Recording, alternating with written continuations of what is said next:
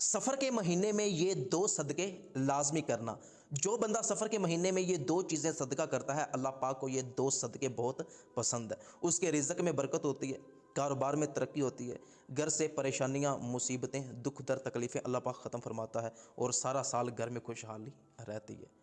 تو کون سی دو چیزیں صدقہ کرنی ہیں، اور اس میں ایک وظیفہ بھی کرنا ہے۔ وظیفہ کون سا ہے، مکمل طریقہ میں ابھی عرض کرتا ہوں۔ عمل کی خاص اجازت کے لیے کومنٹ میں اللہ ضرور لکھیے گا، میرے اکاؤنٹ کو فالو بھی ضرور کریں۔ آپ نے کرنا یہ ہے کہ آپ نے سفر کے مہینے میں، جیسا کہ سفر کا مہینہ شروع ہو چکا ہے، ایک تو آپ نے مال کا صدقہ ضرور کرنا ہے، کم از کم ایک مرتبہ، زیادہ سے زیادہ جتنی مرتبہ آپ کا جی چاہے۔ وہ پیسے ہوں، آپ اس سے گوشت لے کے غریبوں میں تقسیم کریں، آپ کوئی سبزی غریبوں میں تقسیم کریں، کالے چنے، روٹی کا صدقہ، جس چیز کا بھی آپ صدقہ کرنا چاہیں، وہ کھانے والی چیز ہو۔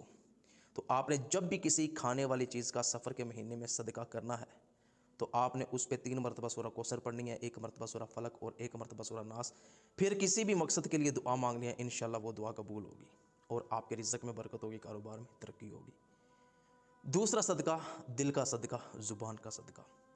آپ نے اس دل کو اللہ کی محبت کے لیے، اس کے رسول کی محبت کے لیے پاک رکھنا ہے۔